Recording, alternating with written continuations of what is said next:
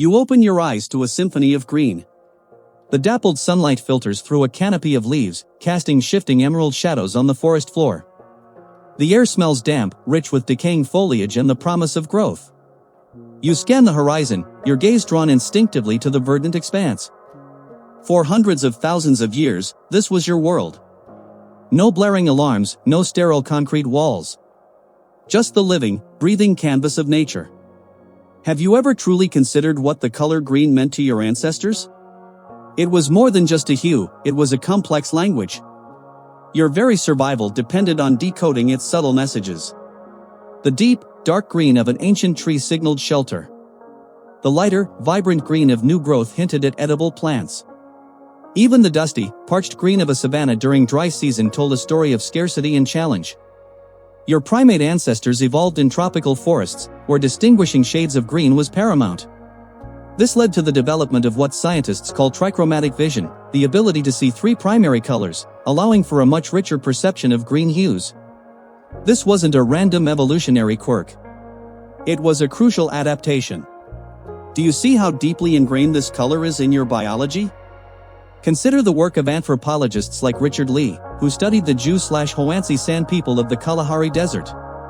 Their knowledge of the land, of every plant and its specific shade of green, is staggering. They read the landscape like a book. The Jew/Hoansi can tell you precisely when a plant will bear fruit, or water lies hidden, or if danger lurks, all by interpreting the nuances of green. This deep environmental literacy wasn't unique to one group. It was universal among early humans. Every ancestor of yours, from Homo erectus to early Homo sapiens, learned this language. A slight shift in a plant's green could mean the difference between a nourishing meal and a poisonous one. Between finding a life-sustaining water source and succumbing to thirst. Green was the color of abundance. It meant water, which in turn meant life. Lush, verdant areas were usually near rivers, lakes, or springs. Your body, even today, is wired to find comfort in these green spaces.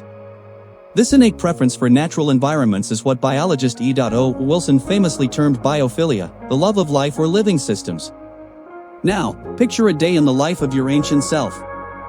You wake with the sun, the sounds of birdsong already filling the air. Your eyes immediately sweep across the verdant landscape surrounding your makeshift camp. You're looking for patterns. The rich, unbroken canopy indicates safety and resources. A patch of slightly different green might mean a berry bush. A distant, lighter green smudge could signal a clearing where game might graze. You move through the tall grasses, your senses alert.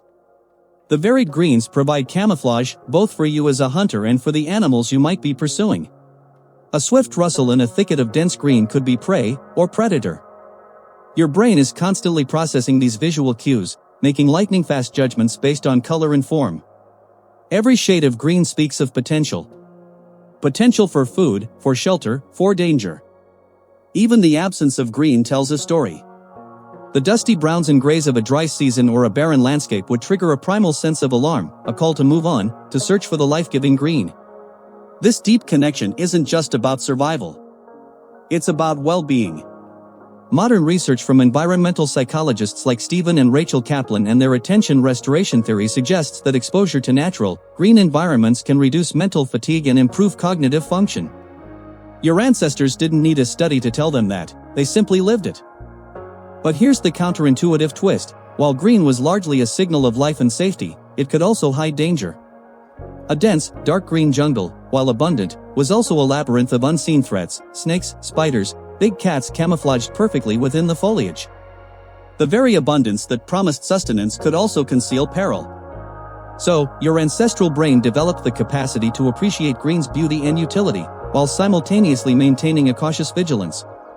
It's a delicate balance. For almost all of human history, green was the default background of your existence. It shaped your vision, your instincts, your very brain. Now, fast forward to today. You spend your days surrounded by concrete, steel, and screens. The natural green world is often reduced to a potted plant in an office or a fleeting glimpse through a car window. Do you feel that subtle yearning for something more, a vague sense of unease in sterile, manufactured spaces?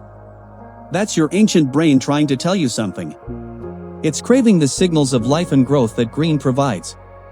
This is why studies consistently show that spending time in nature, especially lush green spaces, reduces stress hormones, lowers blood pressure, and improves mood. This is why practices like forest bathing have become popular. Your biology hasn't forgotten the language of green. The color green is not merely a pigment on a canvas or a hue in your wardrobe. It is a fundamental pillar of human experience, a profound evolutionary legacy etched into your DNA. The next time you open your eyes to a symphony of green, know that you are witnessing a story as old as humanity itself.